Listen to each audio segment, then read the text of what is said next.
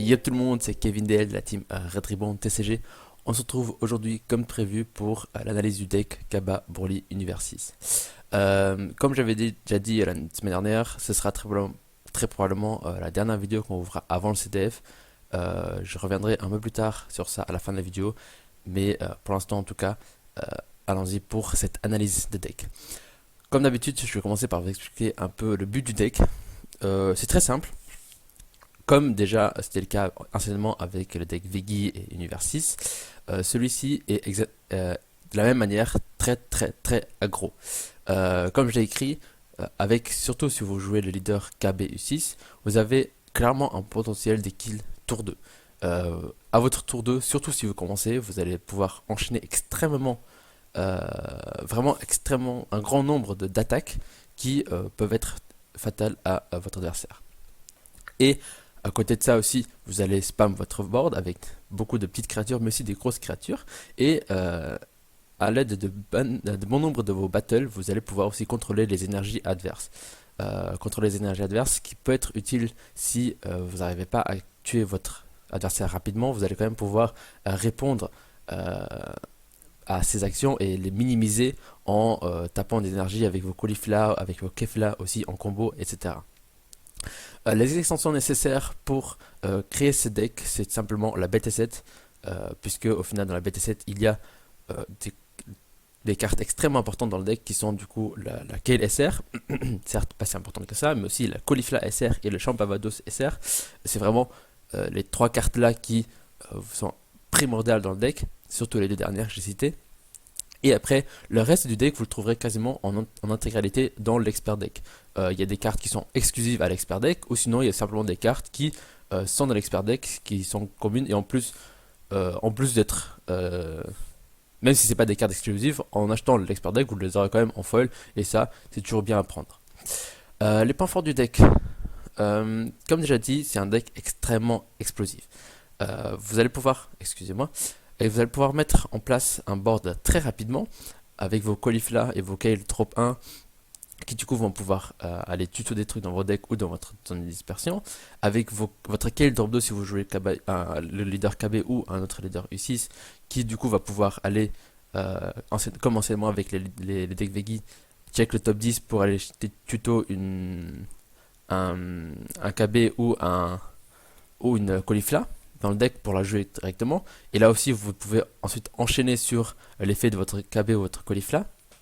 Et à côté de ça, si vous arrivez à sortir votre Champavados, tous vos Univers 6 n'auront plus de coups de combo. Et du coup, avec ça, avec votre Champavados, à partir du moment où celui-ci est en place, vous arrivez facilement à sortir vos caulifla et Kel drop 4 pour aller vraiment agresser les leaders adverses avec des grosses battles et un grand nombre d'attaques. Euh, le deck a aussi un très bon contrôle des énergies et des cartes de combat adverses. Comme j'ai déjà dit précédemment, vous avez déjà les caulifla drop 2 dans un premier temps qui, quand elle se call, quand vous la jouez, excusez-moi, vous pouvez prendre un point de vie et incliner une énergie adverse. Vous avez les caulifla drop 4 qui, quand vous la jouez, vous pouvez choisir une carte adverse, n'importe laquelle, et la mettre en mode inertie. Vous avez aussi la Kefla en combo qui, pendant le tour adverse, peut mettre en inertie une énergie adverse. Et tout ça, amène du coup un contrôle des énergies, sachant que à chaque fois que vous activez une de ces effets, une fois par tour, vous pouvez piocher avec le leader si celui-ci est éveillé. Et aussi, vous pouvez aussi contrôler les cartes de combat adverses, excusez-moi, avec la Kale drop 4 qui du coup quand elle se call, elle peut choisir une battle adverse qui est en mode inertie et la remonter dans la main adverse. Et après voilà encore tout ça, c'est déjà assez conséquent. Et en plus si vous avez encore l'effet du leader qui beaucoup de gens l'oublient des fois, qui dit que si le leader adverse attaque votre leader attaque alors il a toutes ses énergies en mode inertie, bah vous pouvez lui comment dire, vous pouvez choisir deux énergies adverses et il ne pourra pas les remettre en mode action jusqu'au début de sa prochaine tour. Je crois que c'est ça ce qu'a dit le leader, mais voilà. Du coup, voilà, sans, avec toutes ces cartes que je vous ai énumérées, vous voyez qu'il y a déjà un bon nombre de façons de contrôler les énergies adverses. Puis, je vous ai déjà parlé des Champavados, et Champavados qui dit du coup que quand il est sur le terrain, tous vos univers 6, ils ont pas de puissance de combo, pas de coup de combo, excusez-moi. C'est-à-dire que dans votre deck, il y a quasiment, allez, 60 voire 70%, 70 c'est quand même beaucoup, mais 60% des cartes qui auront en combo un coup de 1 et 10 000 de puissance. Cependant, si vous avez Champavados sur votre zone, sur votre board, euh, toutes ces cartes à 1 de coup et 10 000 de combo n'auront plus de coup, ils seront à 0 de coup et toujours leurs 10 000 de combo. Et du coup, grâce à Champavados, que ce soit en attaque ou alors en défense, vous pourrez monter à des sommes astronomiques de puissance. Vous pourrez simplement, avec une Caulifla ou une Kale à 20 000, en commentant bien, monter facilement à 80-90 000. Et le dernier point fort du deck, qui est surtout le cas avec le leader KB, c'est que il peut s'éveiller extrêmement vite.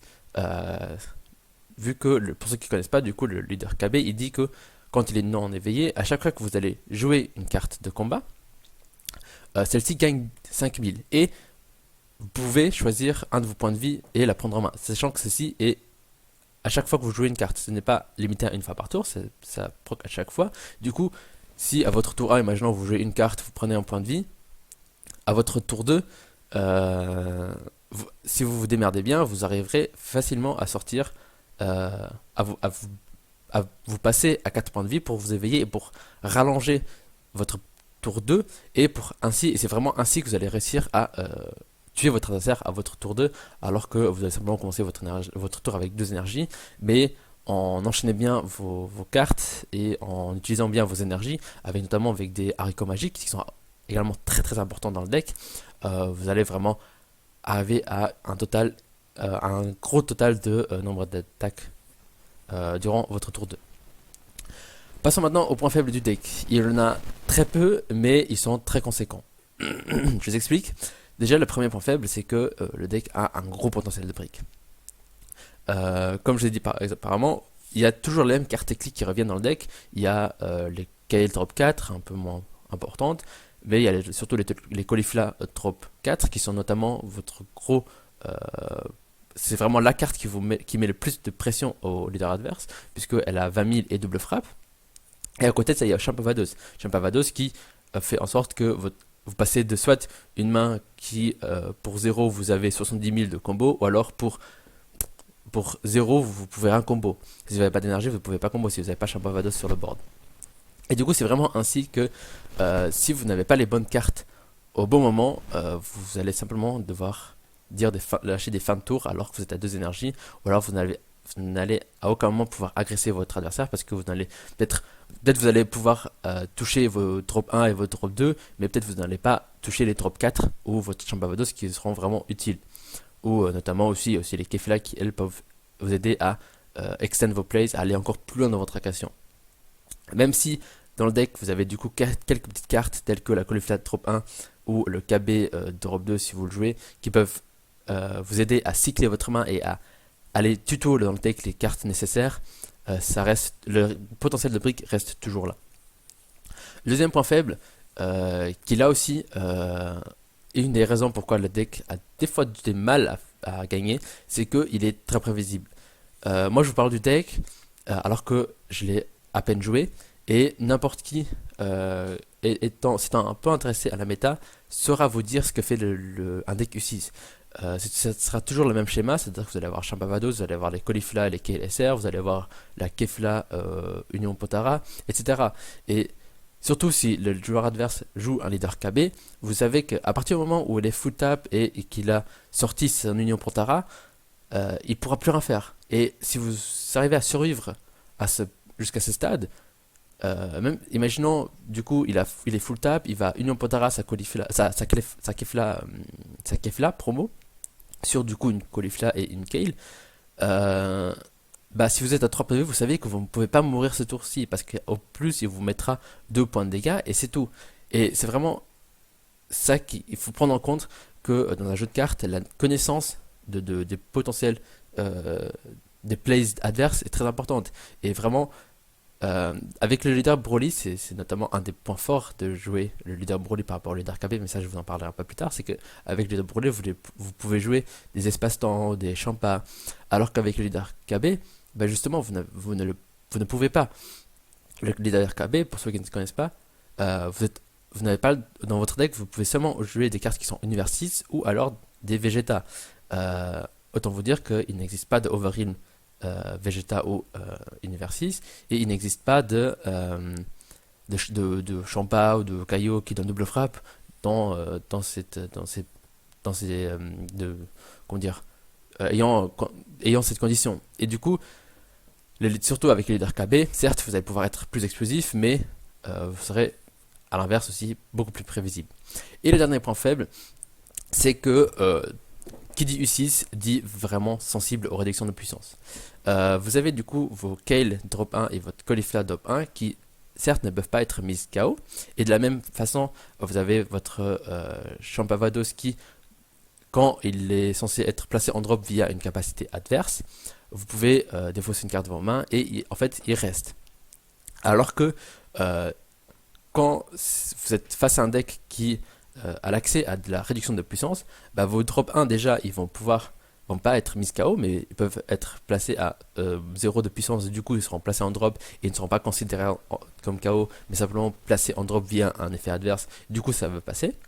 Et concernant le Champavados, bah, si vous le passez à 0 de puissance, certes vous allez pouvoir faire son effet, mais vous allez défausser une carte, vous allez faire son effet et je crois que c'est reste une énergie adverse. Cependant, votre Champavados il sera toujours à 0 de puissance. Du coup, il va quand même mourir.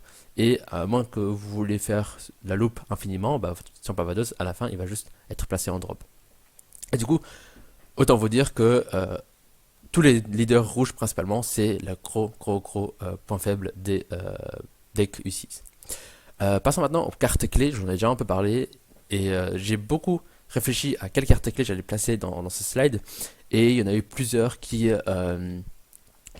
étaient susceptibles de rentrer. Il y avait notamment du coup ces trois cartes là, mais à côté de ça il y avait aussi la Kefla Union Potara, la promo qui du coup vous allez gratuitement pouvoir Union Potara avec une Caulifla et une Kale de votre board de n'importe quel coup, et au final c'est un tapeur à 10 000 avec réplique, ce qui peut être intéressant.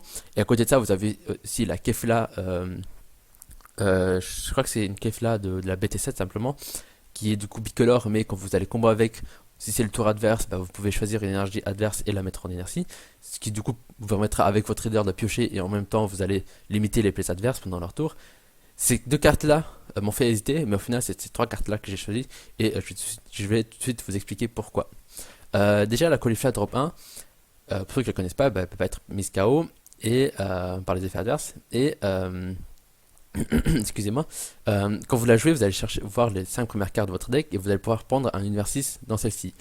Si vous jouez, excusez-moi, que vous jouiez le leader KB ou Broly, autant vous dire que vous allez avoir énormément de 6 dans votre deck, que du coup vous allez toujours avoir une target quand vous allez chercher les 5 premières cartes.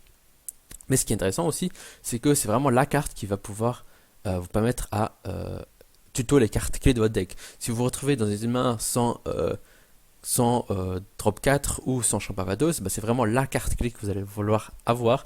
C'est vraiment la carte que vous allez vouloir jouer pour aller chercher justement les cartes qui vont pouvoir vous permettre de continuer votre plays.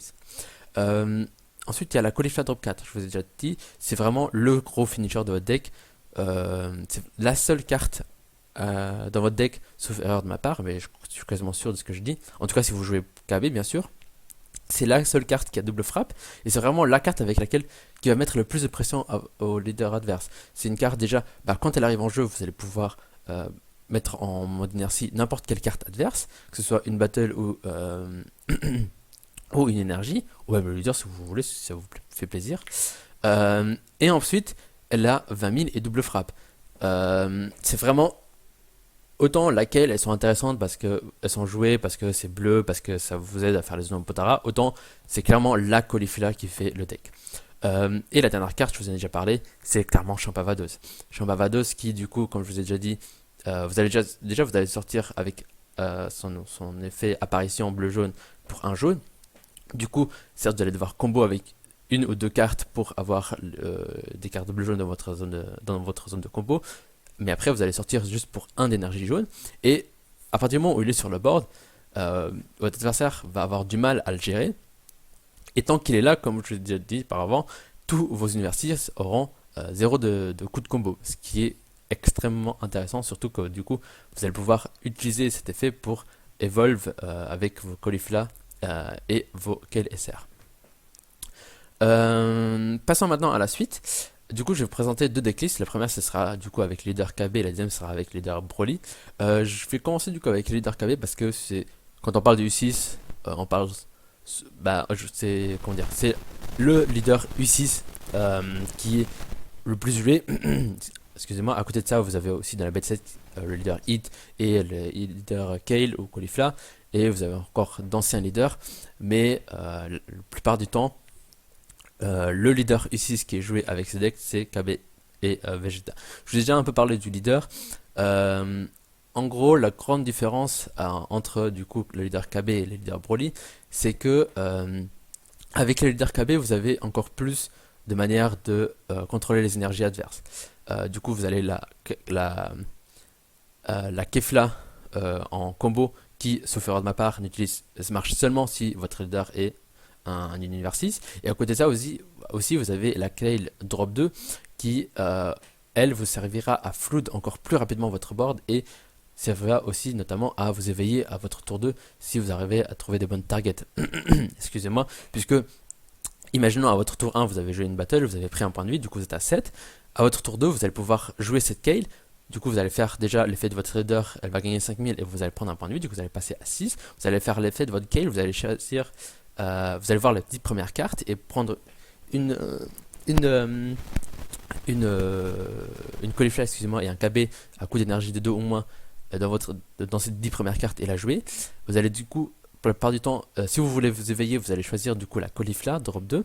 Vous allez faire du coup l'effet de la Kale, vous allez jouer la caulifla, vous allez faire l'effet de votre leader, la caulifla qui va gagner 5000 de puissance et vous allez passer à 5 points de vie. Ensuite, vous allez faire l'effet de la caulifla qui dit que quand elle arrive en jeu, vous pouvez choisir un de vos points de vie et choisir une carte, une énergie adverse et la mettre en énergie. Du coup, vous allez ainsi passer à 4 points de vie et vous allez pouvoir vous éveiller pour ainsi essayer d'aller combo des cartes pour sortir votre champ Avados, et à partir de là, vous allez simplement dérouler votre jeu et essayer de finir votre adversaire si vous voulez.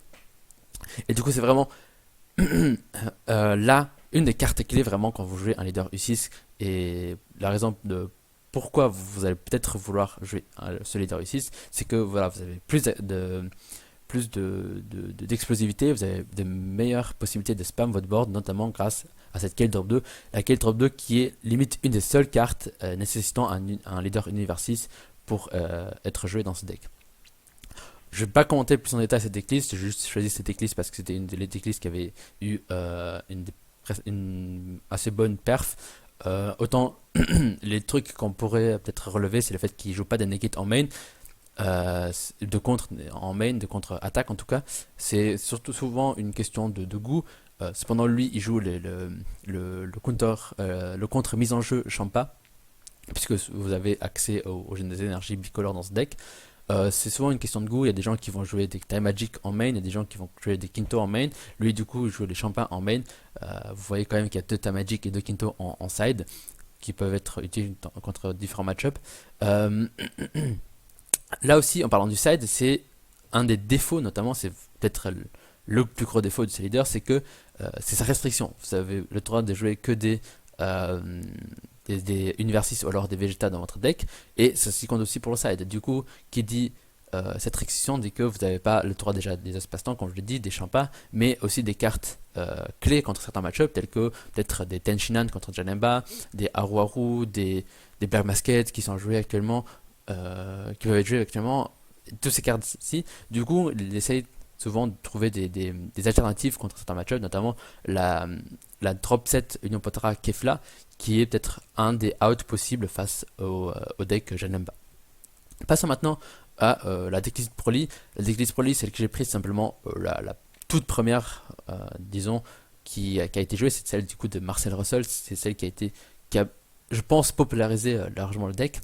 Et là, simplement, ce qu'il faut euh, les points forts par rapport au leader KB, c'est que certes vous n'avez pas l'accès au Kayle et au Kefla qui reste des énergies quand vous combattez avec. Cependant, vous avez simplement des espaces-temps. Du coup, vous pouvez jouer votre Mira drop 7.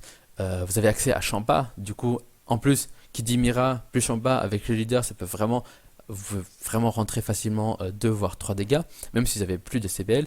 Vous avez aussi accès au dernier Cold Blast restant. Et souvent, vous allez aussi jouer les counterplay Gohan parce que au final, vu que par rapport au leader KP, vous avez moins d'explosivité, vous allez souvent avec le leader Broly essayer de contrôler un petit peu la game pour vraiment, quand vous voudrez, quand vous sentirez à l'aise, aller essayer d'entrer dans votre tour finisher. Et justement, là encore, la désavantage par KB, je me répète, mais c'est simplement que vous avez accès à d'autres cartes pour combler votre side. Du coup, vous avez notamment Marcel Russell qui jouait du coup 3 Tien, il jouait 2 Black Masked, il jouait aussi les 2 Goku FR qui sont utiles contre des matchups tels que Kitku notamment. Après, peut-être aujourd'hui dans la méta, ils n'ont pas vraiment leur place en side, mais ça c'est, comme le dit, le side c'est souvent au goût de chacun. Et aussi le Ox King qui, pour ceux qui ne connaissent pas, tant qu'il est sur le board, toutes vos autres cartes jaunes en barrière, toutes les autres cartes de combat jaunes en barrière, et du coup ça peut notamment légèrement améliorer votre match-up contre rouge qui est comme dit votre pire match-up. Et du coup voilà, je vous ai maintenant parlé de tout ce qui est du deck, je pense que je vous ai à peu près tout dit. Je pense que ce sera une des plus courtes vidéos qu'on aura fait sur ce format, mais c'est simplement que c'est un deck très agressif, très explosif, et souvent qui dit deck très explosif dit peu de points forts et points faibles, mais qui sont vraiment détaillés et vraiment très concrets. Mais du coup voilà, et comme d'habitude, on va enchaîner simplement sur les façons de contrer le deck. Et j'ai mis certains points qui peuvent pour vous paraître peut-être un peu marrants, un peu ironiques, mais je vais vous expliquer en tout cas pourquoi les choix que j'ai fait. Le premier choix du coup que j'ai fait, c'est simplement voilà, si vous voulez vraiment avoir un excellent match-up contre U6, il faut simplement jouer rouge. Actuellement, il y a quand même pas mal de leaders rouges qui sont corrects, voire viables dans le méta. Il y a du coup Pan, il y a Vegeta Baby, il y a Yamcha, il y a même le Gogeta de la BT6. Il y a même le Prison, pourquoi pas, il y a des gens qui ont joué Prison, c'était en début d'extension aux US, mais voilà. Et du coup, pourquoi jouer rouge, c'est que, comme je vous ai dit durant toute la vidéo à peu près, le deck U6 est très sensible à tout ce qui est réduction de puissance. Très sensible à tout ce qui est réduction de puissance, puisque vous allez pouvoir gérer du coup leur drop 1 et ainsi que leur Champavados. Et qui dit rouge, du coup, dit l'accès à transposition, à Set Olive Code, qui s'appelle c'est tout ce que tu peux faire, je crois, en français, qui du coup vont réduire la puissance adverse. Vous avez aussi accès à des Denial of Hope, actuellement un des meilleurs contre-mises en jeu du jeu, qui du coup va simplement empêcher votre adversaire de call les cracks qu'il veut, etc.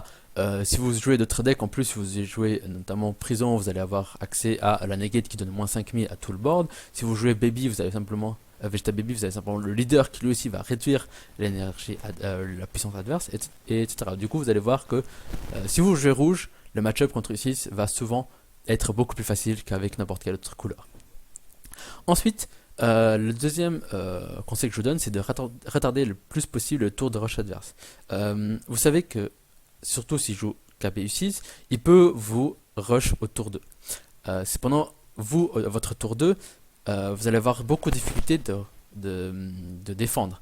Du coup, l'une des tactiques, simplement, c'est via des Kintu et OD à haricot magique, essayer d'encaisser les premiers tours, le retarder sur son tour d'agression pour, lorsqu'il aura enfin la possibilité d'agresser, que vous soyez déjà à 2, voire 3, voire 4 énergies, et ainsi vous aurez plus de facilité à contrer ce tour de rush.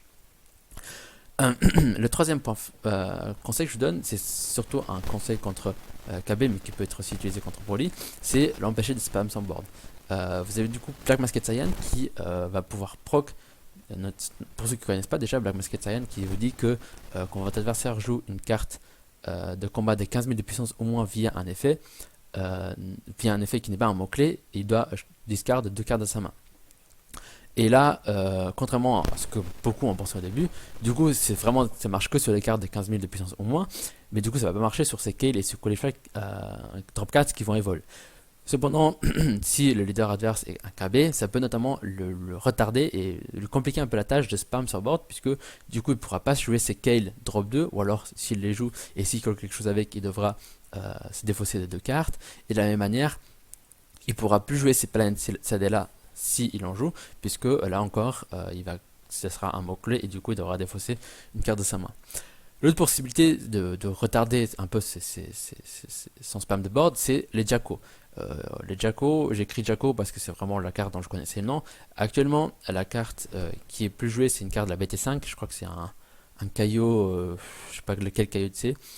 Mais en tout cas, c'est une carte bleue de la BT5 qui dit que quand vous combotez avec cette carte, vous pouvez choisir jusqu'à une carte de la zone de combo adverse et la remonter de la main de sa propriétaire. C'est intéressant pourquoi? C'est simplement puisque du coup, comme vous le savez peut-être, ou très sûrement d'ailleurs, pour jouer ces SR, ces drop 4, ces drop 4, c'est drop 4 simplement, c'est Kale et ces Caulifla, il faut qu'il d'abord combotte avec la carte, et puis après que l'attaque soit résolue, il peut choisir une target sur son board, et sa Kale et sa Caulifla va évoluer sur cette carte, sur cette target. Mais du coup, imaginons le leader adverse vous attaque, il va simplement combo avec une Caulifla, et il va du coup passer à 25 puisque le leader est à 15. Vous allez du coup simplement combo avec votre Jacko. Si votre leader lui aussi est à 15, vous allez du coup combo avec Jacko, ce qui va vous passer à un total de 20. Et en plus, vous allez choisir la Caulifla adverse, la remonter dans sa main. Et lui du coup sera plus qu'à 15 15 de total. Et du coup, vous allez en plus de le retarder son évol, survivre une attaque. Honnêtement, Jacko peut être intéressant dans quelques situations, ça peut vraiment vous faire gagner une attaque, mais c'est pas non plus la carte qui va vous faire gagner des match-ups. C'est beaucoup plus intéressant de jouer des Senzu, des haricots magiques, excusez-moi, des Kinto, qui eux vraiment vont pouvoir vous faire gagner presque un tour entier, alors que des Jacko, ça va vous faire gagner peut-être une attaque, sachant que si l'adversaire a Champava 2 sur le board, ce qui sera quand même souvent le cas, bah en fait son combo ne lui aura rien coûté, excusez-moi. Du coup, il va juste sur la prochaine attaque pouvoir combo à nouveau avec ses Caulifla et la faire évoluer à ce moment-là. Mais du coup, voilà, je voulais quand même, comme d'hab, vous donner cette possibilité, sachant que pour que vous sachiez que ça existe aussi pour le joueur U6 qui puisse peut-être jouer autour ou s'attendre à ça. Mais comme dit, je pense que c'est pas la meilleure manière de se défendre face à ce deck. Et du coup, le dernier conseil que je vous donne, ce qui est peut-être aussi un peu ridicule pour certains, mais c'est simplement de survivre. U6, c'est un de ces decks qui va vraiment essayer de vous all-in, de vous rush, surtout avec le leader KB, encore une fois. Peut-être avec le leader Broly, il sera peut-être un peu plus dans le tempo, dans l'attente, mais avec le leader KB, il y aura un stade de la partie où il va simplement se dire que là, c'est le moment où vous tue. Il va simplement essayer de vous rush, de vous tuer à ce tour-là, et soit ça passe, soit ça casse. Et vous, votre but à ce moment-là, ce sera simplement de survivre, de vous défendre le mieux possible pour le tour d'après. Si vous survivez, bah, vous aurez au final des grandes chances de gagner, puisqu'il sera peut-être pas à nu, mais en tout cas, il sera il sera bas en point de vie, excusez-moi, et du coup, à partir de là, vous allez peut-être essayer de menacer ses points de vie pour vraiment clore la game à votre avantage. Du coup, voilà, je pense que c'est tout ce que j'avais à dire sur cette vidéo. J'espère qu'elle aura été un peu plus courte que la dernière où Shenron, j'avais beaucoup parlé et beaucoup radoté. Du coup, je voulais revenir encore avec vous sur les derniers détails face au CDF. Comme je vous ai déjà dit la dernière fois, cette vidéo sera la dernière qu'on vous postera avant le CDF, puisque maintenant il ne reste plus que 2 semaines avant du coup la date clé, et on va se concentrer pour ces 2 dernières semaines sur terminer notre préparation. Honnêtement, on y va du coup avec 11 membres de la team, nos 11 membres, pour essayer de représenter un peu la communauté de Strasbourg. Il y a un peu de tout, il y a des joueurs qui seront là pour chercher la perf à 100%. D'autres qui seront là surtout pour voir la communauté. Globalement, on y va dans une ambiance de détente pour s'amuser entre potes et pour voir ce que ça donne. espérant avoir une bonne ambiance et de bonnes annonces, aussi un bon teasing de la part d'Avis pour les nouveautés qui arriveront prochainement. Et comme dit, si vous jamais vous voulez nous parler, venir nous voir, n'hésitez pas. Je pense que vous verrez le jour même, mais ce sera très facile de nous reconnaître, même au loin même. Et du coup, voilà, je pense que je ne vais pas radoter plus que ça. Et je vais clore la vidéo ici. Du coup, comme d'habitude, n'hésitez pas à mettre un pouce bleu si la vidéo vous a plu, à vous abonner à la chaîne si ce n'est pas encore le cas. D'ailleurs, encore un petit détail. Pour ceux qui ne l'ont pas encore fait, n'hésitez pas à aller suivre notre page Facebook. Elle se trouve dans les commentaires. On vous mettra, essaiera vraiment de vous tenir le plus au courant du déroulement de tout notre tournoi, de tous nos joueurs. Et on vous fera peut-être, je pense, durant le week-end, des petits lives pour vous parler de notre pressenti face à ce CDF. Allez, je vous laisse du coup sur ça. Moi, je vous souhaite encore une bonne journée. À plus tout le monde. Ciao, ciao.